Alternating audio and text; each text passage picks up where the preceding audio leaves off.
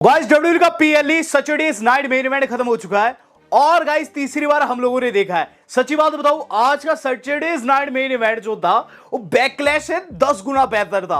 आज के Saturday night main event के अंदर दोस्तों हमने दो मेगा रिटर्न्स देखे, इसके अलावा दोस्तों हमने दो बड़ी अनाउंसमेंट वहां देखी है, प्लस दोस्तों यहां रोमन रेंस के रिटर्न का भी कुछ इस तरीके से आधार डाला है कि अब ओटीसी को लौटना ही होगा।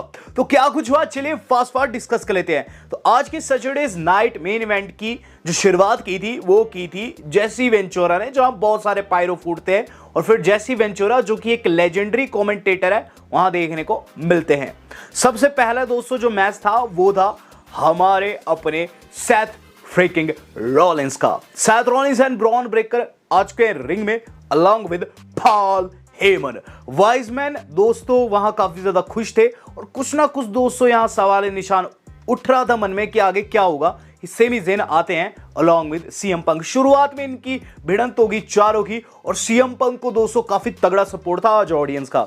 यहां दोस्तों में क्या चीज देखने को मिलती है कि आगे की ब्रॉन ब्रेकर की तरफ से एक तगड़ा मूव साइड लगता है आउटसाइड ऑफ सेमी ज़ेन को और गाइस सेमी ज़ेन की हालत खस्ता हो जाती, लेकिन जैसे ही उन्होंने सीएम पंक को टैग दिया एक बिग पॉप और गाइस वहां सीएम पंक की तरफ से हमें सारे विंटेज मूव देखने को मिले। और सीएम पंक दोस्तों अलग लेवल पर थे, नेक्स्ट लेवल पर खेल रहे थे, लेकिन एंड में दोस्तों जो कुछ हुआ सभी को शॉक कर गया। वहां दोस्तों सेमी को फिर से टैग जाता है और सेमी ज़ेन दोस्तों अपने फिनिशर को जा रहे होते हैं कि पॉल हेमन उनकी टांग पकड़ लेते हैं। In the main time CM Punk जो कि बाहर पड़े हुए थे उन पर दोस्तों अटैक हो गया। वहां दोस्तों एक बहरूपिये ने उन्हें रिंग साइड पर टेक डाउट कर दिया, लेकिन इस बहरूपिये की फिगर देखकर दोस्तों मैं जान गया था कि कोई और नहीं बल्कि ब्रॉन्सन रीड है जिन्होंने सीएम पंक को टेक डाउट कर दिया और सेथ रॉलिंस के चेहरे पर बड़ी वाली हंसी आ गई। इन द मेन टाइम दोस्तों रिंग में क्या रहता है कि जो सेमी हो जैसे ही मुड़ते हैं उन्हें लग जाता है spear out of nowhere. Bron Breakker ने दोस्तों यहां मैच को जितवा दिया।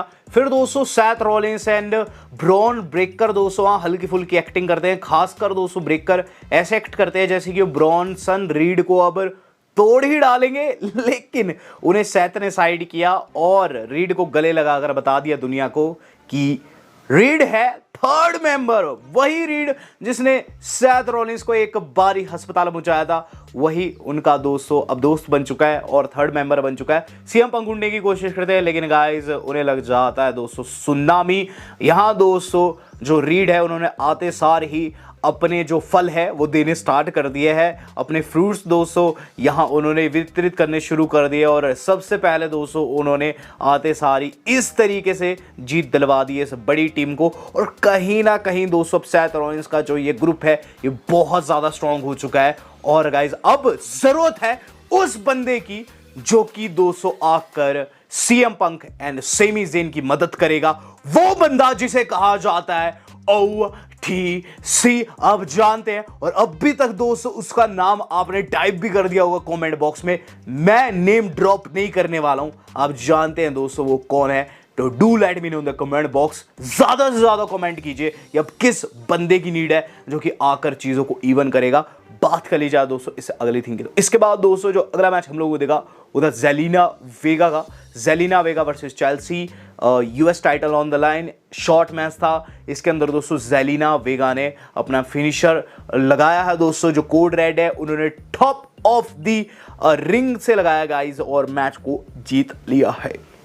इसके बाद दोस्तों डब्ल्यू वाले कंफर्म करते हैं कि वर्ल्ड्स कोलाइड में जो कि 7 जून को होने वाली है चैड गेबल फेस करेंगे वाइकिंगो को। ये मेरे समझ से परे है क्योंकि दोस्तों जो चैड है वही एल ग्रांडे अमेरिकानो है, लेकिन ग्रांडे अमेरिकानो को नहीं डाला इस मैच में बल्कि चैड के कैरेक्टर को डाला है, तो देखते हैं वहाँ क्या कुछ रहता है। इसके बाद दोस्तों एक और यानी दूसरी जो सबसे बड़ी अनाउंसमेंट हुई आज की वो ये कि गाइस अगला सैटरडेज नाइट मेन इवेंट होगा 12 जुलाई को और संडे द जुलाई 13 को हम लोगों को देखने को मिलेगा एवोल्यूशन। तो जुलाई में 12 और 13 तारीख को दोस्तों एक साथ दो बड़े प्रीमियम लाइव इवेंट आ रहे हैं, यानी कि यूट्यूबर्स की चांदी हो रही है।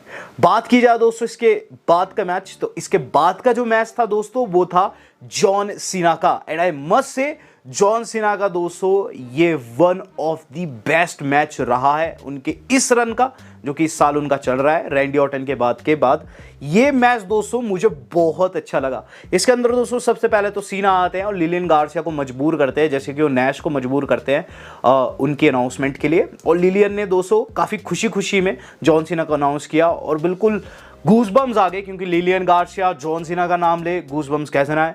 और उसके बाद दोस्तों थीम सॉन्ग प्ले होता है R-Truth का, या फिर कह लीजिए जॉन सीना के ही, जी हाँ जॉन सीना के ही थीम सॉन्ग पर R-Truth एंट्री लेते हैं।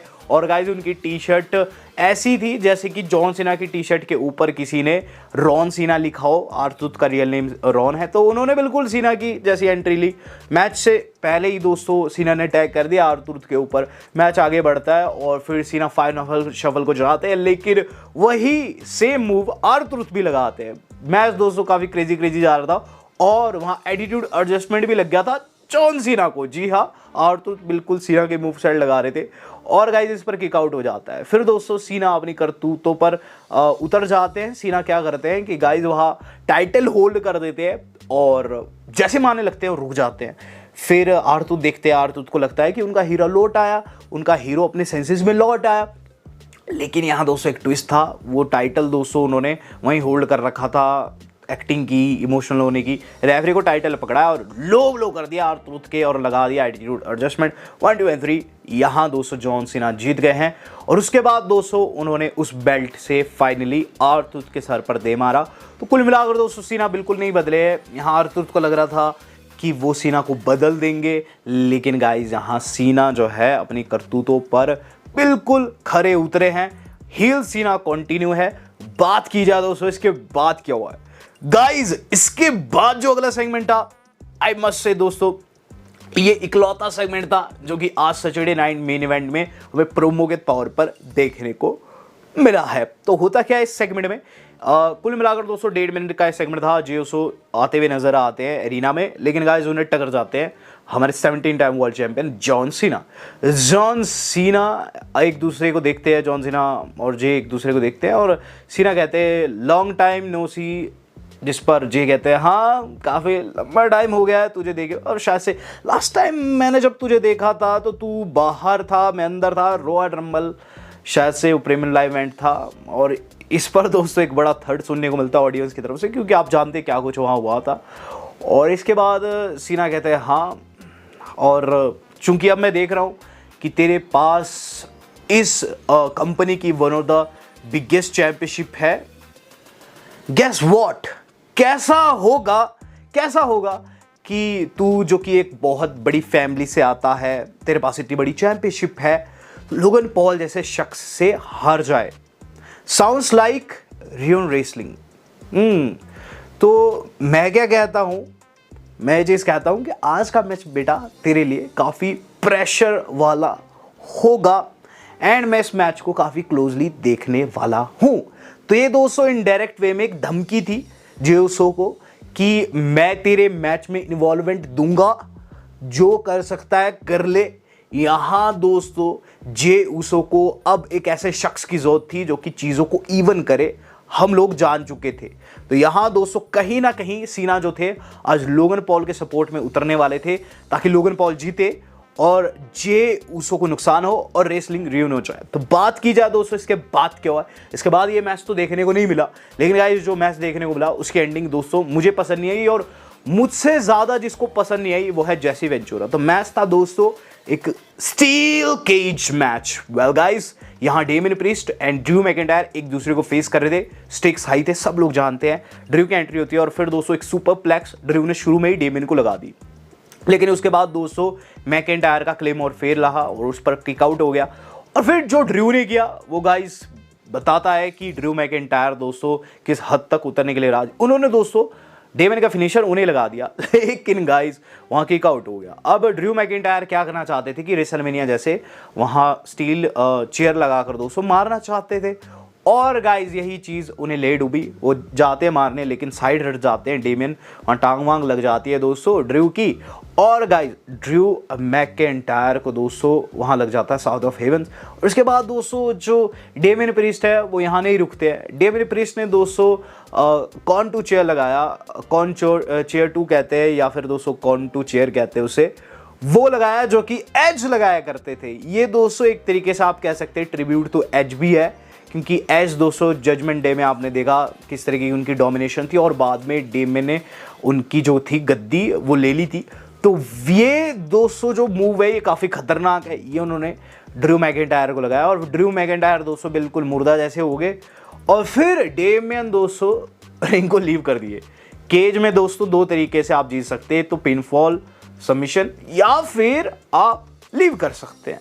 तो लीव उन्होंने किया और जेसी वेंचुरा ने जो बेइज्जती की है गाइस माइक पर, जेसी वेंचुरा कहते हैं ये किस तरीके का सुपरस्टार है, ये कायर केज को लीव करके जीत रहा है। तो जेसी वेंचुरा ने दोस्तों कसर नहीं छोड़ी डेमियन प्रीस्ट की बेइज्जती करने में और मजाक भी उड़ाया कि अगर आपकी इतनी बड़ी राइवलरी है और आप जस्ट एस्केप कर रहे हो, आप लीव कर रहे हो, तो काहे की राइवलरी है। तो बात में दम था दोस्तों, बुढ़ाऊ कैसा भी था दोस्तों, बिल्कुल दोस्तों चकाचक बात किया है। बात की जाए दोस्तों इसके बाद क्या हुआ है, तो इसके बाद दोस्तों जो अगला मैच था वो था हमारा main event of the evening. तो guys main event of the evening था Logan Paul versus Jey Uso, world heavyweight title on the line. तो यहाँ दोस्तों जे उसो जो थे उन्हें शुरुआत में ही टर्न बगल का सामना करना पड़ गया। लोगन पॉल ने टर्न बगल को नंगा कर रखा था, स्पीयर को जाते हैं लेकिन गाइस लोगन पॉल उन्हें उल्टा उस टर्न बगल पर दे मारते हैं जो कि उन्होंने नंगा कर रखा था।